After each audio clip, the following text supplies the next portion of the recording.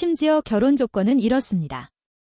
결혼 후 우리는 서로의 삶에 일절 간섭하지 않아. 난 널 신경 쓰지도 건드리지도 않을 거야. 마찬가지로 너도 내 일에 참견하지 마. 아마 대부분은 말도 안 되는 소리라며 웃어넘기겠죠. 저 역시 그랬으니까요. 하지만 그 제안을 받아들인 후 제 인생은 상상도 못한 방향으로 흘러가기 시작했습니다. 음악이 잔잔해지며 이야기 시작. 7년 만에 귀국한 소꿉친구 강태준. 저는 그 소식을 그의 SNS를 통해 알게 되었습니다. 평소 유령 계정이나 다름없던 그가 뜬금없이 공항에서 찍은 사진 한 장을 올렸기 때문이죠. 혹시나 하는 마음에 프로필 사진을 눌러 확인해보니 틀림없는 강태준이었습니다. 정말 오래 살고 볼 일이네요. 저는 아무런 글도 없이 덩그러니 올라온 사진을 보며 문득 유치한 로맨스 소설의 한 장면을 떠올렸습니다. 총재의 귀환. 나 강태준 드디어 돌아왔다. 이번에야말로 내게 속한 모든 것을 되찾겠어. 침대에 누워 태준이가 이 대사를 읊은 모습을 상상하니 저도 모르게 웃음이 터져 나왔습니다. 어른 흉내내는 어린애라니 너무 우스꽝스러웠거든요. 하지만 그날 밤 제가 생각했던 그 어린애가 멀끔하게 차려입고 제 맞은편에 앉아 황당한 요구를 했을 때 저는 더 이상 웃을 수 없었습니다. 어차피 아무나랑 결혼할 거면 차라리 나랑 해. 훤칠한 키의 태준이는 저를 내려다보며 마치 오늘 날씨 이야기라도 하듯 아무렇지 않게 말했습니다. 뭐? 저는 너무 놀란 나머지 테이블을 손으로 내리쳤습니다.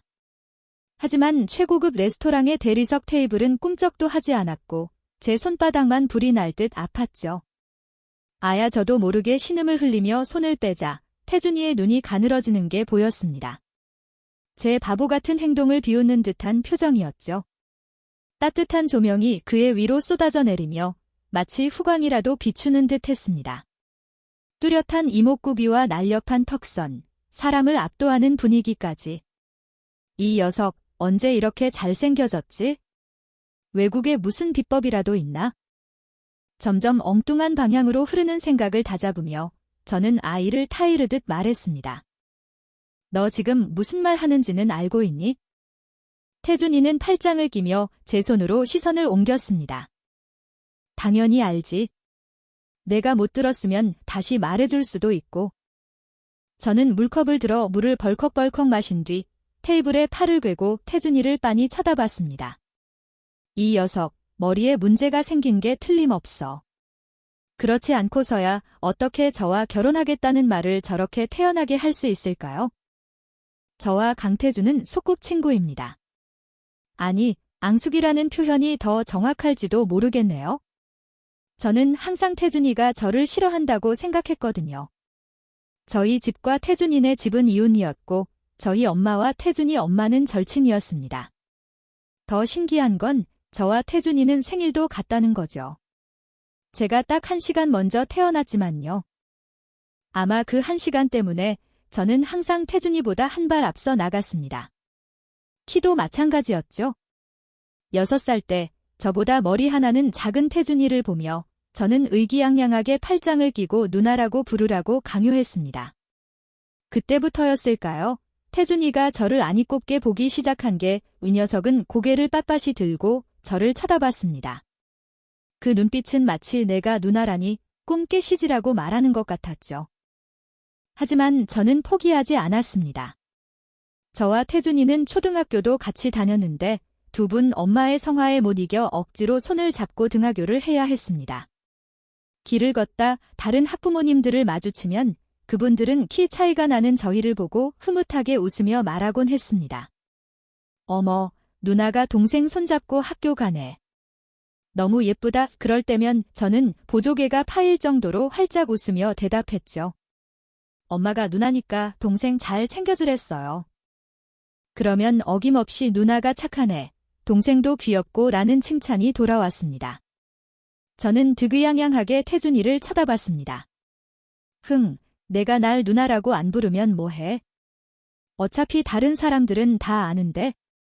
태준이는 분해 죽으려 했지만 초등학교 내내 제 키를 따라잡지 못했고 결국 제가 동네방네 강태준 누나 행세를 하는 걸 묵묵히 견뎌야 했습니다.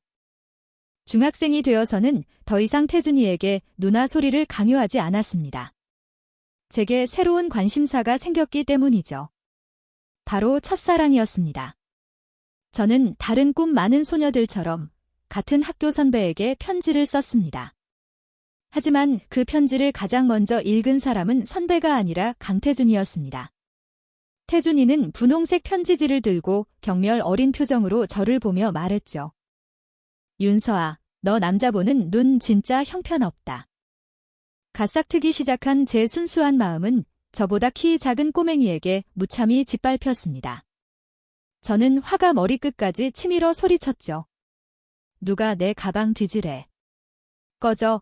태준이는 표정 하나 바뀌지 않고 편지를 책상 위에 올려둔 채 돌아서 버렸습니다. 그리고 다음 날 제가 연애 편지를 썼다는 사실이 부모님 귀에 들어갔고 저는 밤새도록 잔소리를 들어야 했습니다. 저는 당연히 강태준이 고자질했다고 생각했습니다. 어릴 때부터 쌓인 게 많았을 테니 복수한 거라고요. 저는 당장 태준이네 집으로 쳐들어가 따졌고 태준이는 아무런 부정도 하지 않았습니다. 이번에는 제가 문을 박차고 나왔죠.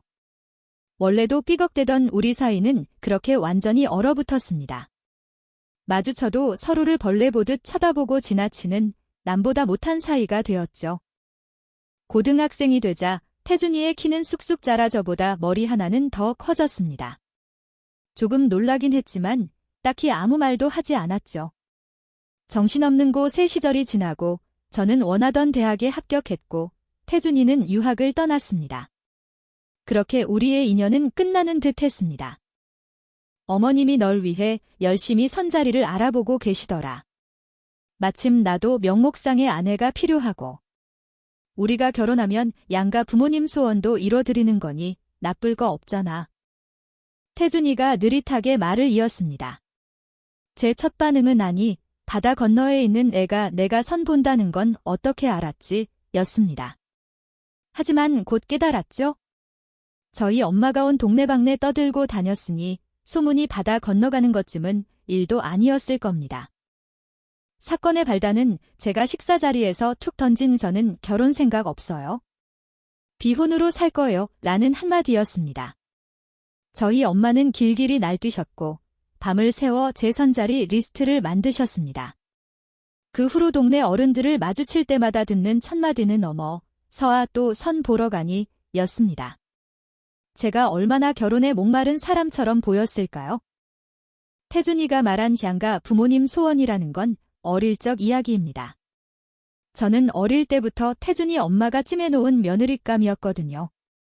양가 어른들은 장난처럼 크면 우리 서아가 태준이한테 시집와야지라고 말씀하시곤 했습니다. 그때마다 꼬마 태준이는 시크하게 아무 말도 안 했고 저는 그를 보며 입을 삐죽이며 말했죠. 싫어요. 저런 땅꼬마랑 결혼 안 할 거예요. 저희 엄마는 저를 등짝 스매싱하려 했지만 태준이네 부모님은 항상 웃으며 저를 감싸주셨습니다. 그럼 우리 태준이 키가 서아보다 더 커지면 그때 시집 오렴. 본당 대 사원사. 사재회 우 결혼 고모 숙모 지희 기절. 그나저나 명목상의 아내라는 건 무슨 뜻이야? 태준이는 바보를 쳐다보듯 저를 보며 설명했습니다. 말 그대로 결혼 후에 서로의 사생활에 간섭하지 않는다는 뜻이야. 나는 너한테 신경 쓰지도 않고 건드리지도 않을 거야. 너도 내 일에 참견하지 말고. 이거 어디서 많이 들어본 대사인데 제 눈이 반짝 빛났습니다. 혹시 계약 기간이 끝나면 위자료로 5억 정도 주는 건 아니지? 태준이는 어이가 없다는 듯한 표정으로 나지막이 말했습니다. 윤서아, 넌 여전히 돈 밝히는구나. 하긴 제가 예전에 태준이 숙제 답안지를 반 전체에 500원씩 받고 판 적이 있었죠. 참 쪼잔하긴. 그래도 돈 싫어하는 사람이 어디 있겠어요? 매년 5천만 원씩 줄게. 저는 순간 말을 잃었습니다. 부자들은 원래 이렇게 스케일이 다른가요? 그 돈이면 꽃집을 몇 개는 더 낼 수 있겠는데. 저는 미소를 지으며 손으로 오케이 사인을 만들었습니다. 저와 태준이가 결혼한다는 소식은 순식간에 양가에 퍼졌고 저희는 네 분의 부모님 앞에 불려가 청문회를 치러야 했습니다. 너희 둘 언제부터 사귄 거니? 저와 태준이는 눈을 마주쳤습니다. 그가 먼저 입을 열었죠. 작년 서아 생일날 제가 고백했어요. 서아도 저를 좋아하고 있었고요. 그렇게 사귀게 됐습니다. 말을 마친 태준이는 제 왼손을 잡아 깍지를 꼈습니다. 손바닥에 전류가 흐르는 듯 짜릿했습니다. 아니, 말만 하면 되지 왜 손은 잡는 건데? 저는 2번 정도 손을 빼려다 실패하고 결국 어색하게 웃으며 부모님들을 바라봤습니다. 태준이 엄마는 무릎을 탁 치며 저희 엄마에게 말했습니다. 어쩐지. 자기가 서아 선 본다고 하자마자 이 녀석이 바로 귀국하더라니. 서아 뺏길까 봐 그랬던 거구나.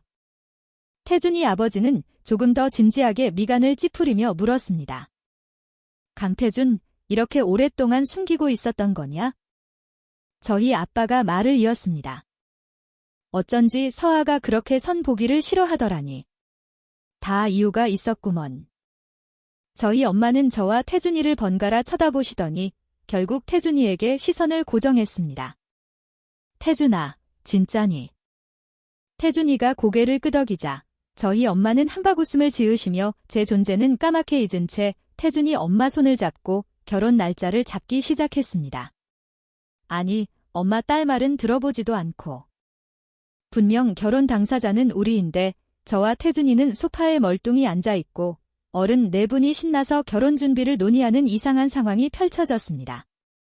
저는 태준이를 째려보며 손을 놓으라는 눈짓을 보냈고 태준이는 그제야 슬그머니 손을 놓았습니다. 소파에 나란히 앉은 두 사람 사이에는 어색한 침묵만이 흘렀습니다.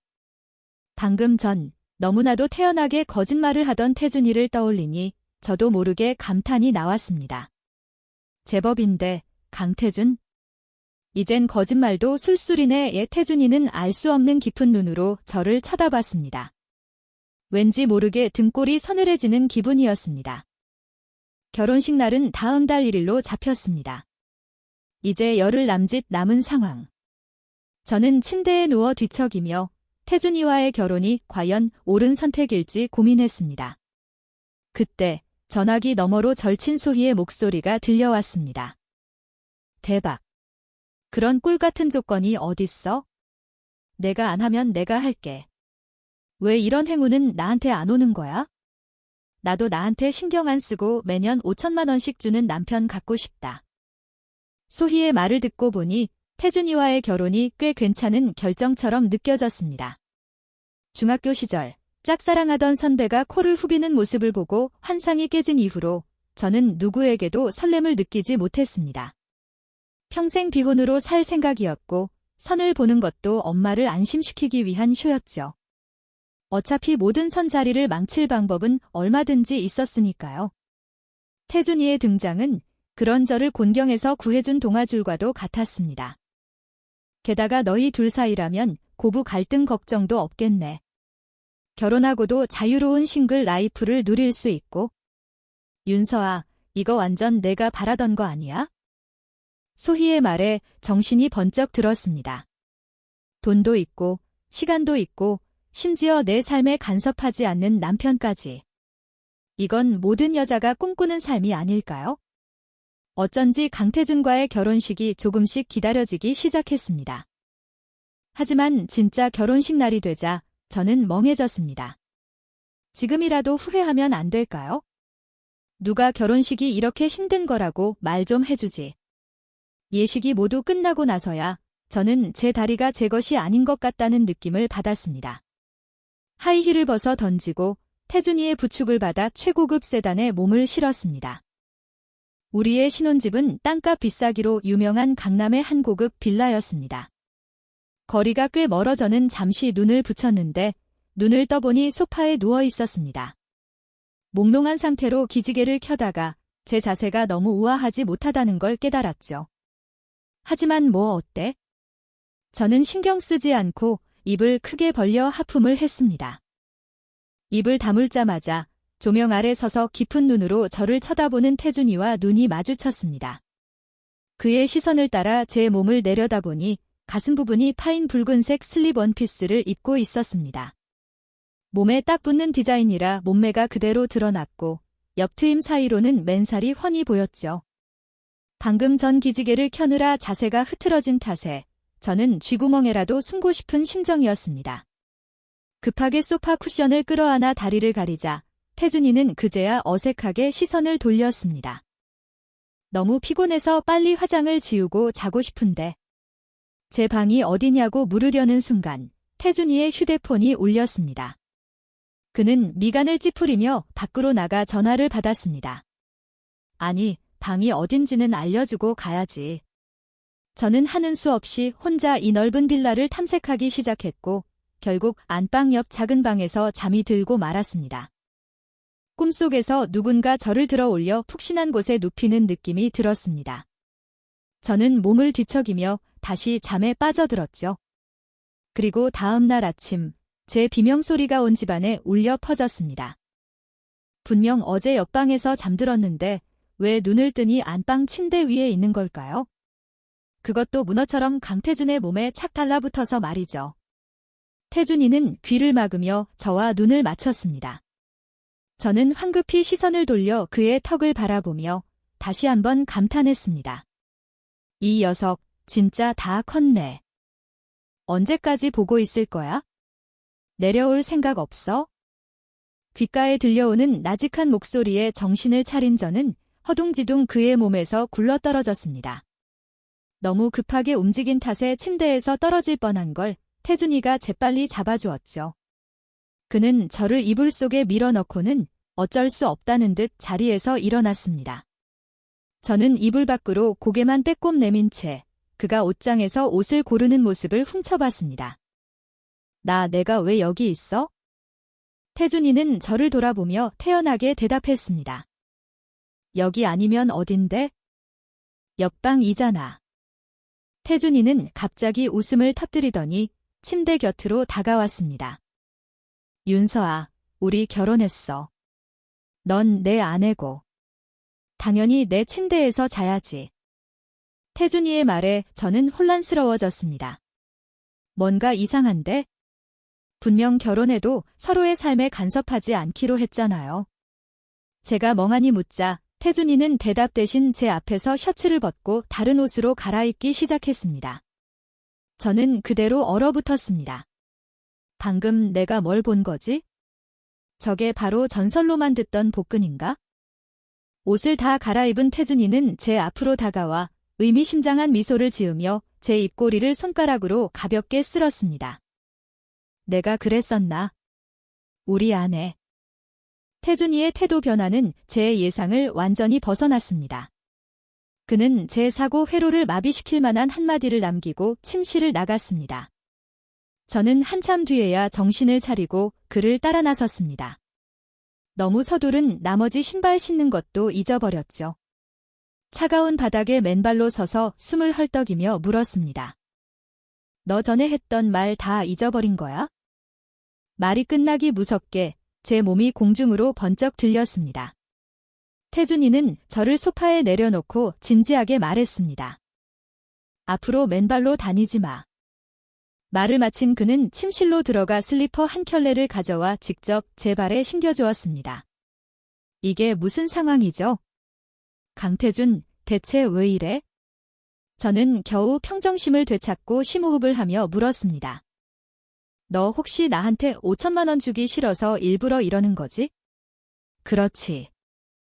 제 질문에 태준이는 확실히 당황한 듯 2에서 3초간 굳어있다가 미간을 살짝 찌푸리며 저를 쳐다봤습니다. 윤서아, 진짜 내 머릿속을 한번 열어보고 싶다. 강태준, 경영학 전공 아니었나? 언제 해부학까지 공부했지? 제가 겁에 질려 소파 구석으로 몸을 움츠리자 그의 시선이 어색해지며 귓불이 살짝 붉어졌습니다. 분명 저를 협박하는 건데 왜 제가 그에게 무슨 짓이라도 한 것처럼 보이는 걸까요? 태준이는 고개를 돌려 헛기침을 두어 번 하더니 살짝 잠긴 목소리로 말했습니다. 방에 들어가서 옷 갈아입고 나와. 제 옷이 뭐 어때서요? 아래를 내려다보니 어제 엄마가 챙겨주신 실크 소재의 투피스 잠옷을 입고 있었습니다. 엄마는 신혼 첫날 밤은 불처럼 화끈해야 한다며 새빨간 색으로 골라주셨죠. 어제 너무 피곤해서 보이는 대로 집어 입었는데 지금 보니 잠옷은 겨우 허벅지를 가릴 정도였고 한쪽 어깨끈은 흘러내려 있었습니다. 너무 야하잖아. 저는 심호흡을 한 번 하고 바람처럼 방으로 달려갔습니다.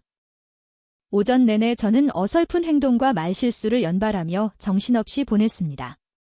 옷을 단정히 갈아입고 식탁에 앉아 주방에서 분주하게 움직이는 태준이를 바라보며 턱을 그었습니다. 도대체 어디서부터 잘못된 걸까? 왜 강태준은 갑자기 다른 사람처럼 변한 걸까? 머리를 흔들어봐도 답은 나오지 않았습니다.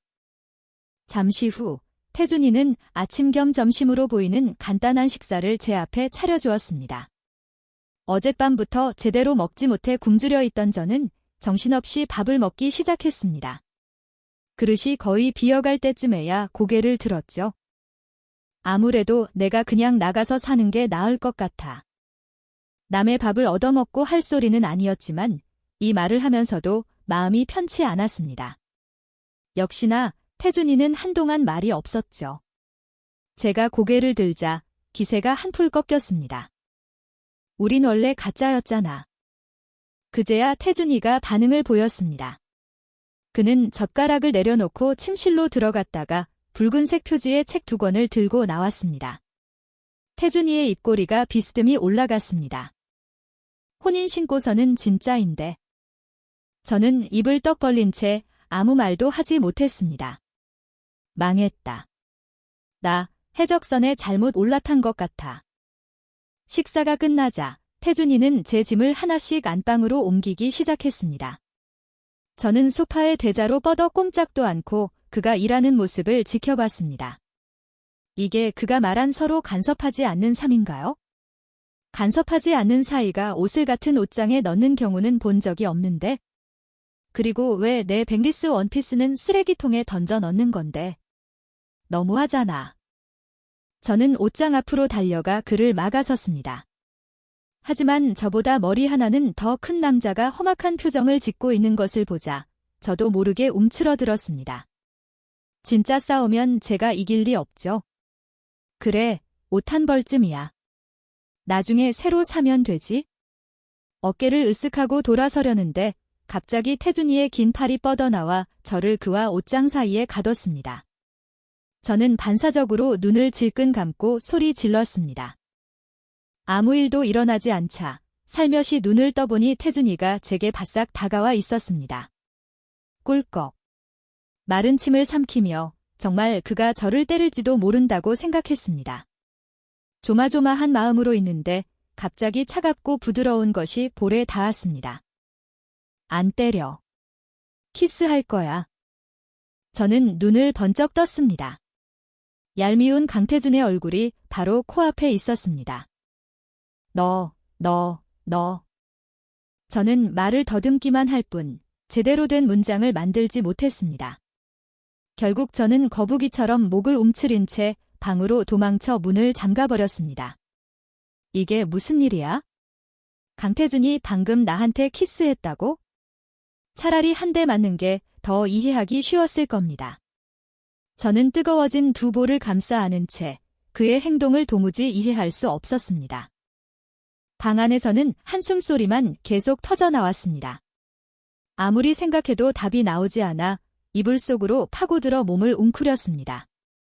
미친 듯이 발길질을 하며 분풀이를 하는데 문 열리는 소리는 들리지 않았습니다.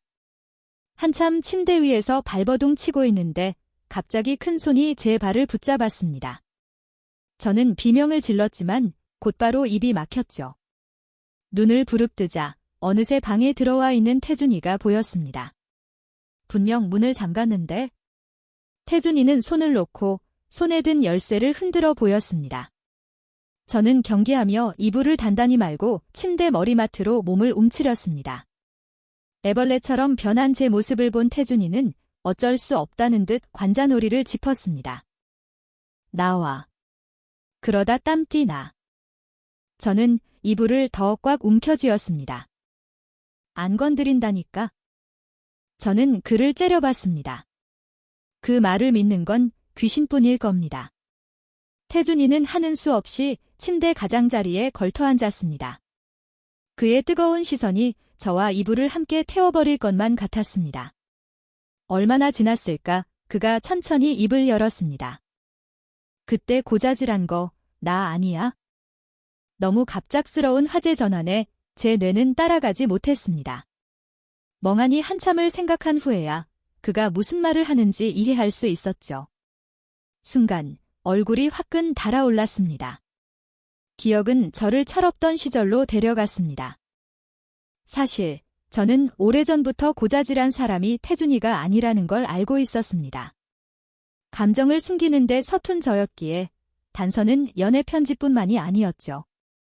엄마는 이미 제 마음을 눈치채고 계셨습니다.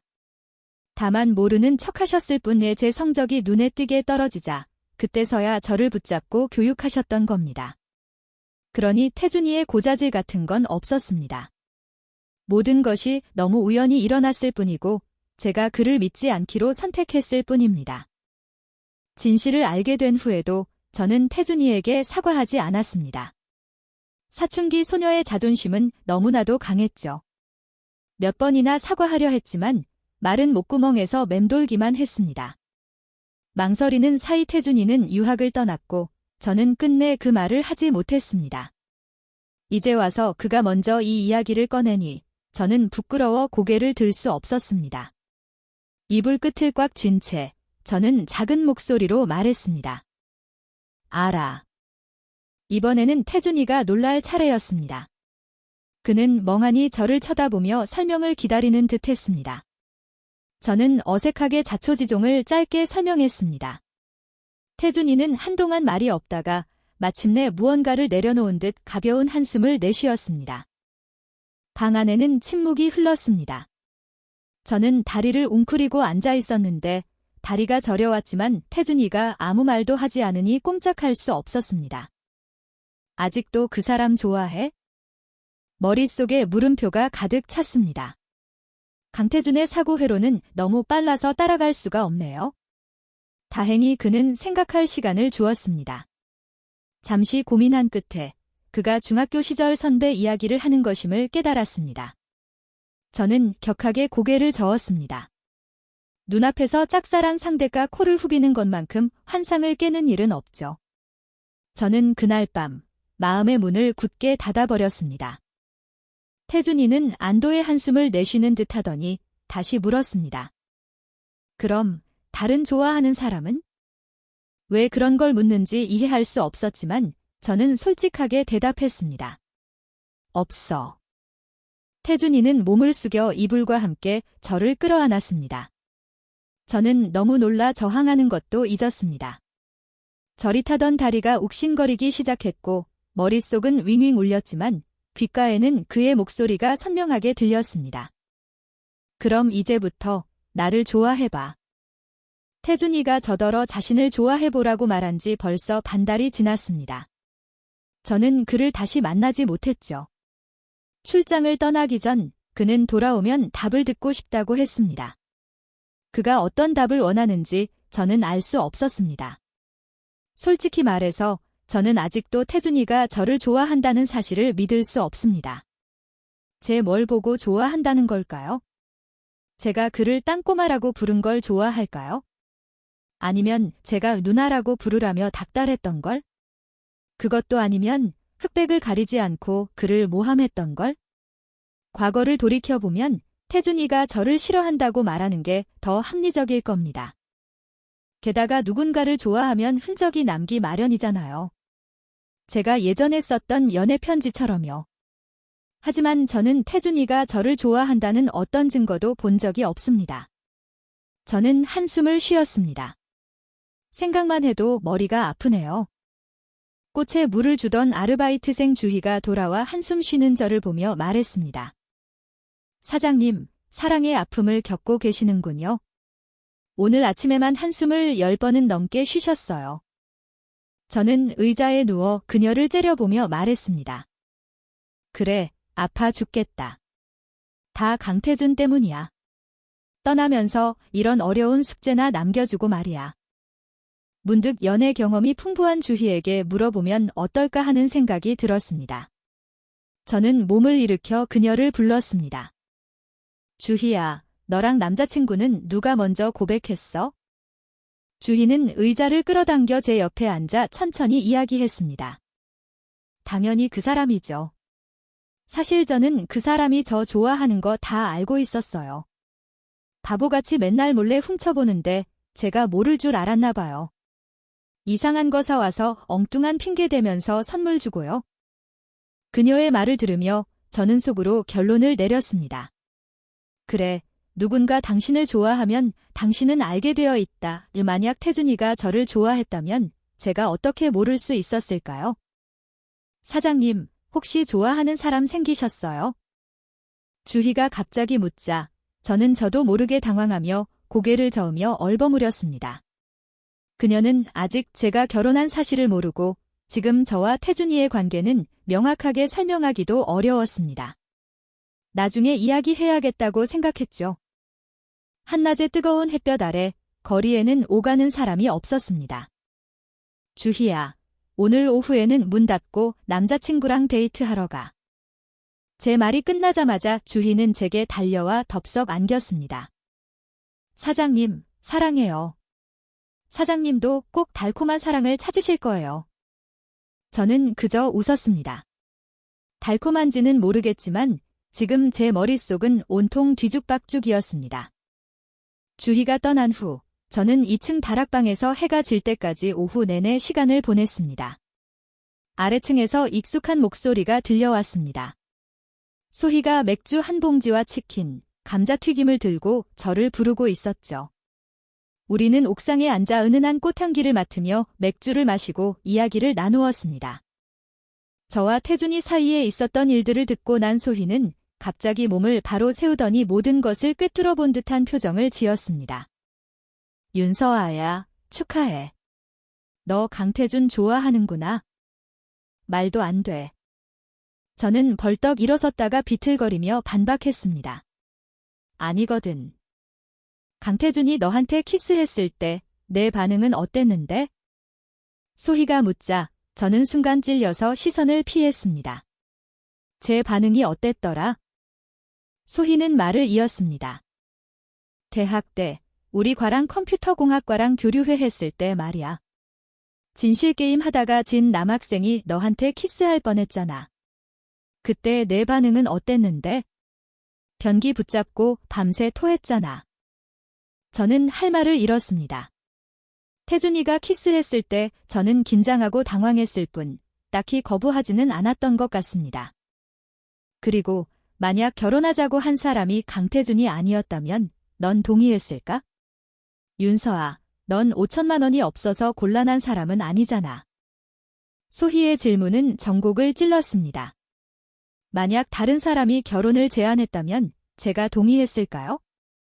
생각할 필요도 없이 대답은 단이오였습니다. 저는 입을 열어 반박하려 했지만 결국 아무 말도 하지 못했습니다. 눈앞의 모든 것이 흐릿해졌습니다. 난간을 붙잡자 심장이 두려움과 함께 떨리는 것을 느꼈습니다. 그렇다면 상대가 강태준이었기 때문에 내가 동의한 걸까? 너한테 비밀 하나 더 알려줄게. 저는 고개를 돌려 혼란스러운 눈으로 소희를 쳐다봤습니다. 대학 때 너 술 취할 때마다 강태준 이름 불렀어. 어떻게 빌라로 돌아왔는지 기억나지 않습니다. 태준이가 출장을 떠난 후 한 번도 오지 않았던 곳인데 오늘은 왠지 모르게 이곳으로 돌아왔습니다. 문에 들어서자마자 태준이 엄마에게서 전화가 왔습니다. 문 앞에 물건을 뒀으니 가져가 달라고 하셨죠. 뭔지는 알려주지 않으셨습니다. 문으로 돌아가 보니 과연 작은 상자 하나가 놓여 있었습니다. 상자를 들고 방으로 들어와 열어보니 안에는 네모난 공책 한 권이 들어 있었습니다. 매우 낡아 보였고 모서리는 누렇게 변색되어 있었죠. 저도 모르게 긴장하며 첫 장을 펼쳤습니다. 갓 글씨를 배우기 시작한 아이처럼 삐뚤빼뚤한 글씨. 윤석. 제 이름이었습니다. 심장이 쿵 하고 내려앉았습니다. 다음 장을 넘기자 여전히 삐뚤빼뚤한 글씨가 보였습니다. 윤서아가 누나 하는 거 싫다. 강태준이 쓴 것이었습니다. 저는 계속해서 책장을 넘겼습니다. 페이지마다 제 이름이 있었습니다. 윤서아는 땅꼬마를 싫어한다. 나는 빨리 키가 커야 한다. 윤서아는 돈을 좋아한다. 나는 커서 돈을 아주 많이 벌어서 전부 서아에게 줄 것이다. 윤서아는 웃을 때 보조개가 있다. 아주 예쁘다. 뒤로 갈수록 글씨는 점점 더 단정하고 날카로워졌습니다. 윤서아는 더 이상 나에게 누나라고 부르라고 하지 않는다. 학교에 윤서아를 좋아하는 사람이 많다. 하지만 걔는 바보라서 모른다. 그래도 그게 낫다. 어머님이 서아 가방을 정리해달라고 하셨다. 우연히 편지를 봤다. 윤서아는 다른 사람을 좋아한다. 윤서아는 남자 보는 눈이 정말 없다. 윤서아가 나에게 화가 났다. 윤서아는 더 이상 나를 쳐다보지 않는다. 여기까지 읽었을 때 제 손이 가늘게 떨렸습니다. 심장이 찢어지는 듯 욱신거렸죠. 마음을 다잡고 다음 장을 넘겼지만 10장 정도가 텅 비어 있었습니다. 그리고 새로운 페이지에 글씨가 나타났습니다. 나는 곧 유학을 간다. 윤서아는 나를 배웅하러 오지 않았다. 그리고 또 한 장. 나는 윤서아를 좋아한다. 밤새도록 뒤척이며 잠을 이루지 못했습니다. 머릿속에는 온통 일기장의 글과와 강태준의 모습뿐이었습니다. 이 일기장이 바로 강태준이 저를 좋아했다는 사실을 증명하기 위해 제가 찾던 증거가 아닐까요? 가슴을 부여잡자 마치 작은 요정이 가슴속에서 북을 치는 것처럼 심장이 두근거려 잠을 이룰 수 없었습니다. 억지로 눈을 감고 잡생각을 하지 않으려 했지만 시계 초침이 반바퀴를 돌아도 마음은 진정되지 않았습니다. 한참을 망설이다가 휴대폰을 들고 메신저를 켰습니다. 대화 목록 맨 위에는 강태준의 이름이 있었습니다. 그가 떠난 날부터 매일 아침 저녁으로 메시지를 보냈지만 저는 한 번도 답장하지 않았죠. 가장 최근에 온 잘 자라는 두 글자를 보자 저도 모르게 마음이 급해졌습니다. 언제 와? 메시지를 보내자마자 바로 답장이 왔습니다. 내일. 무뚝뚝한 두 글자에 입을 삐죽이며 달하고 답장하려는데 다음 메시지가 도착했습니다. 누나, 나 보고 싶었어요. 화면 가득 찬 누나라는 글자에 얼굴이 확 달아올랐습니다. 어릴 땐 그렇게 닥달해도 안 부르더니. 강태준, 너 일부러 그러는 거지. 휴대폰을 얼굴에 덮어 뜨거워진 뺨을 식히려는데 갑자기 휴대폰이 울렸습니다. 강태준의 전화였습니다. 받을까 말까 망설이는 사이 손가락은 이미 통화 버튼을 누르고 있었습니다. 스스로의 뺨을 때리며 자존심을 지키라고 다짐했습니다. 윤서아. 전화기 너머로 태준이의 나직한 목소리가 들려왔습니다. 그는 잠시 뜸을 들이다가 말을 이었습니다. 누나, 보고 싶어요. 그가 이런 말투로 저에게 말한 적은 한 번도 없었습니다. 저는 강태준이 원래부터 차가운 사람이라고 생각했습니다. 예전에는 어떤 불쌍한 여자가 저런 얼음덩어리랑 결혼해서 매일 고생할까 생각하기도 했죠. 하지만 지금 그의 목소리는 나른하면서도 따뜻해서 저를 태워버릴 것만 같았습니다. 제 뇌는 즉시 정지했고 심장은 너무 크게 뛰어 손으로 뺨을 가려야 할 정도였습니다. 정말 창피하네요. 우리는 한참 동안 통화했습니다. 대부분은 태준이가 말하고 제가 듣는 식이었죠. 제 언어 시스템은 그의 다정함에 완전히 망가져서 더듬거리기만 할 뿐 제대로 된 문장을 말할 수 없었습니다. 저를 한참 놀리고 나서야 태준이는 일기장을 봤냐고 물었습니다. 저는 겨우 평정을 되찾고 아무렇지 않은 척 대답했습니다. 너 일부러 엄마 시켜서 나보라고 한 거지? 전화기 너머로 가벼운 웃음소리가 들려왔습니다. 그렇게 바보는 아니네. 나도 몇 년 동안 장학금 받은 수재인데 바보일 리가. 속으로 생각하는데 태준이가 제 이름을 부르는 소리가 들렸습니다. 윤서아. 나직하고 선명한 목소리가 귓가에 울리며 심장을 관통하는 듯 했습니다. 저도 모르게 숨을 참았습니다. 1초, 2초, 3초. 태준이가 말하는 소리가 들렸습니다. 좋아해요, 누나. 좋아한다는 게 뭔지 알게 된 순간부터 계속 누나를 좋아했어요. 강태준은 성공적으로 저를 밤새우게 만들었습니다. 다음 날 아침, 거울 속 눈 밑에 거대한 다크서클을 보며 울상을 지었습니다. 다 강태준 때문이야. 몽롱한 상태에서 익숙한 그의 목소리가 들리는 듯 했습니다. 거울을 통해 보니 제 두 귀가 이미 빨개져 있었습니다. 평정심을 유지하며 뺨을 가볍게 두드렸습니다. 강태준은 오늘 오후에나 돌아오고 회사에 들러 일 처리도 해야 한다고 했으니까요. 간단히 화장을 하고 꽃집으로 나섰습니다. 길 건너편에서 보니 비싼 차들이 연이어 가게에서 꽃을 싣고 나가는 모습이 보였습니다. 순식간에 가게 안에는 빈 화병 몇 개만 덩그러니 남았죠. 저는 가게로 달려가 주희를 찾으며 멍하니 물었습니다. 괜찮아. 우리 가게 강도 들었어? 주희도 멍한 표정으로 고개를 저었습니다. 제가 경찰에 신고하려고 휴대폰을 들자 그제야 주희가 정신을 차리고 제 손을 붙잡았습니다. 사장님, 우리 대박 났어요. 응. 방금 어떤 손님이 전화해서 우리 가게 꽃을 전부 다 사겠다고 했어요. 방금 꽃 가져간 거예요. 저 이렇게 큰 광경은 처음 봐서 멍 때리고 있었어요. 주희는 흥분해서 말했습니다. 저는 안도의 한숨을 내쉬었습니다. 강도가 아니라서 다행이네요. 그런데 대체 어떤 부자가 아내 마음을 사려고 이렇게 크게 한턱 쏜 걸까요? 우리 가게 꽃은 꽤 비싼 편인데. 결제는 했어? 제가 묻자 주희는 아직 흥분이 가라앉지 않은 목소리로 외쳤습니다. 네. 했어요. 저 블랙카드 처음 봤잖아요. 저는 그녀의 머리를 톡 치며 말했습니다. 알았어. 가게도 텅 비었는데 더 문 열어서 뭐해? 오늘 장사 끝내고 쉬자. 제가 사장님 포스를 풍기며 손을 흔들자 주희는 기뻐서 펄쩍 뛰며 저를 껴안았습니다.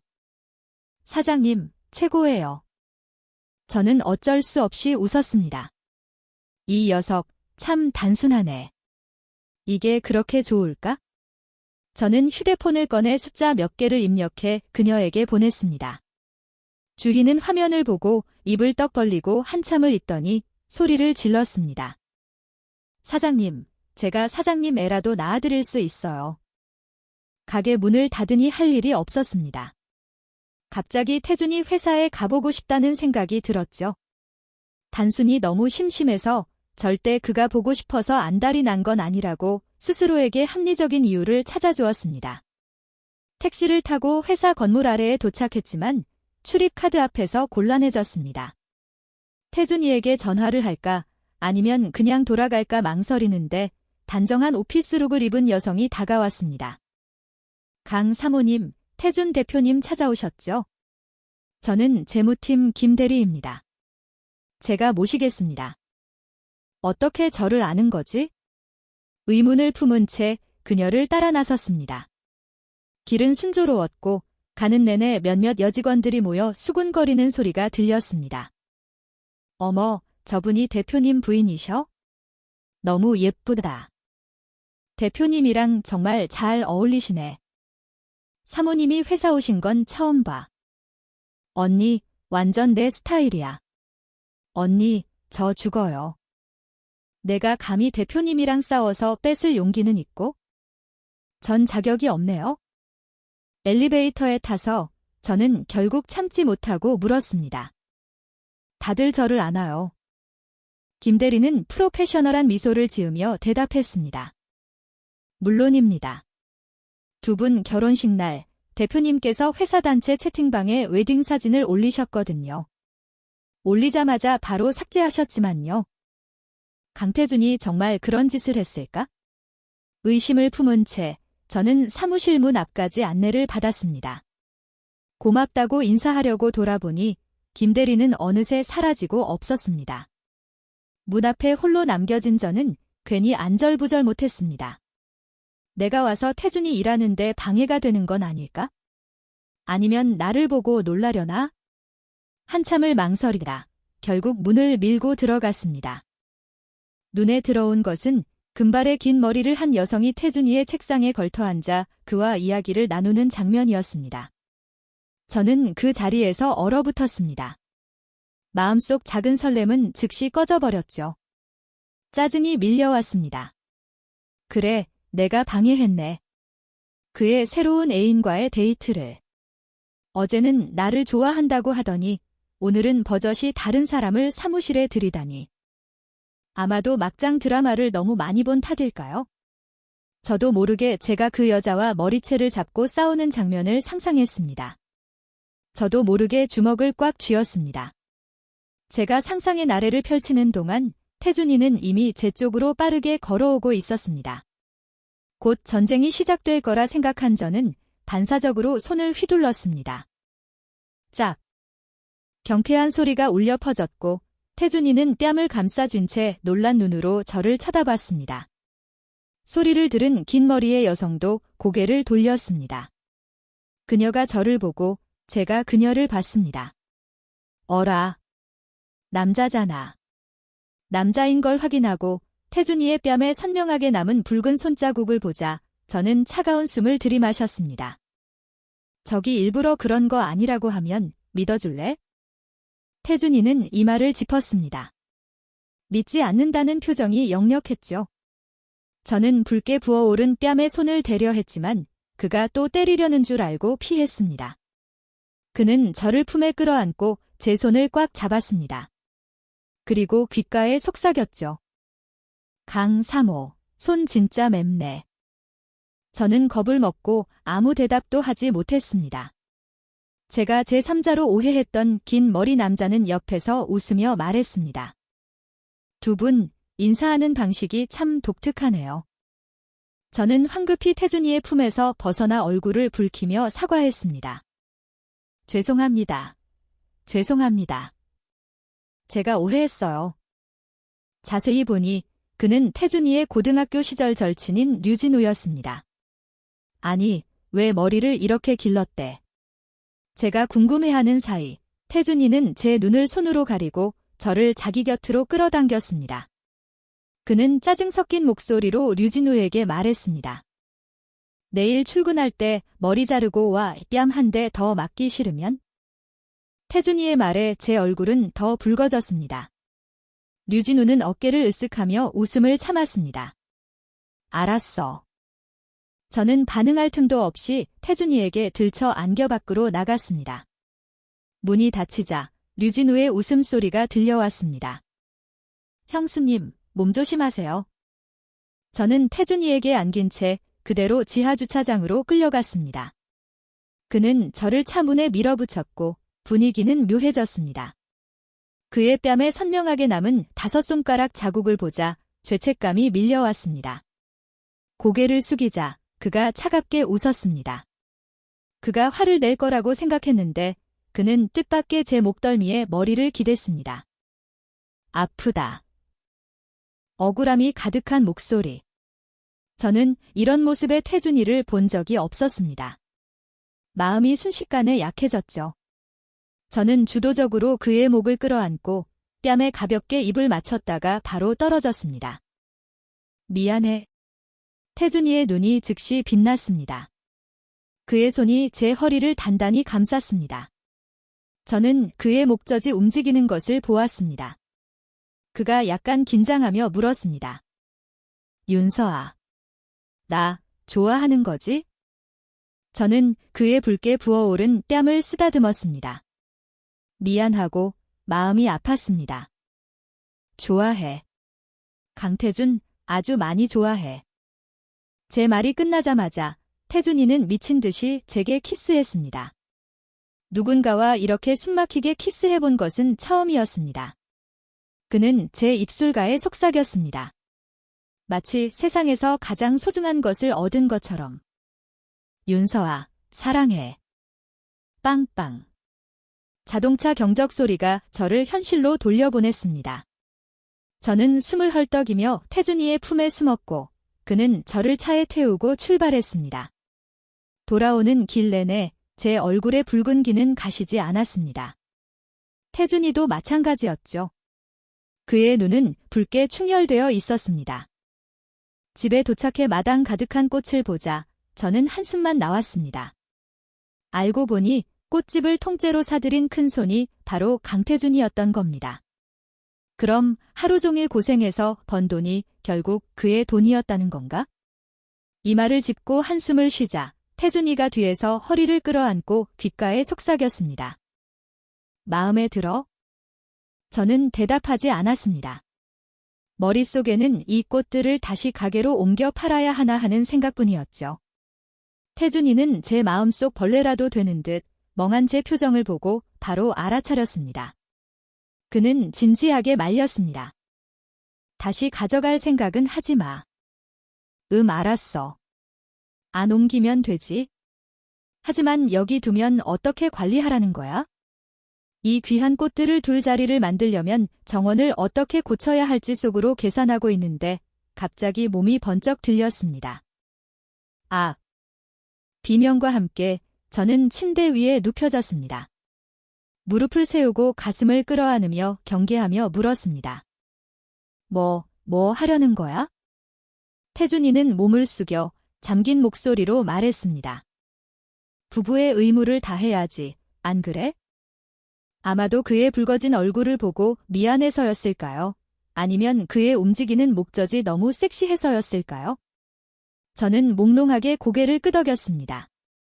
얼마나 지났을까? 저는 그의 가슴을 밀치고 발로 차려 했지만 발목이 잡히고 말았습니다. 강태준, 이 나쁜 놈아. 이제 안 해. 제 위의 남자는 지칠 줄 모르는 에너자이저 같았습니다. 그는 제 입술에 가볍게 키스하며 말했습니다. 알았어, 하지만 멈출 기미는 보이지 않았죠. 제 목소리는 쉬어 있었습니다. 안 돼. 돈 더 줘. 5천만 원으론 내 마음과 몸을 바친 대가로 부족해. 그 말을 듣자 태준이는 제 귓가에 바싹 다가와 나직하게 웃었습니다. 너 10살 생일 때 내가 카드 한 장 준 거 기억나? 물론 기억하죠. 쪼잔한 강태준은 항상 그런 시시한 것만 줬으니까요. 라면 봉지에 든 50원짜리 딱지 카드가 그가 준 카드보다 나았습니다. 적어도 거기엔 만화 캐릭터라도 그려져 있었으니까요. 그래서 저는 그에게 째려보는 것으로 답례했죠. 그 안에 얼마 들었는지 알아? 돈. 저는 즉시 정신이 번쩍 들었습니다. 그거 은행 카드였어? 그 후 태준이는 제 귓가에 긴 숫자 하나를 말해주었습니다. 매년 그 카드에 돈을 넣었어. 비밀번호는 우리 생일이야. 그 말을 듣자 제 눈이 빛나기 시작했습니다. 온몸에 활력이 넘쳤죠. 허리의 통증도 잊은 채 벌떡 일어났습니다. 내가 사람 보는 눈이 이렇게 없었다니. 그 거액이 든 카드를 책상다리 밑에 괴어놓다니. 저는 황급히 그를 밀치고 뜨거운 눈으로 문 쪽을 바라봤습니다. 안 돼, 나 그거 찾으러 가야 해. 태준이는 제 허리를 단단히 감싸 안아 다시 끌어당겼습니다. 아직 안 끝났어, 누나. 감성적인 아우트로 음악과 함께 마무리.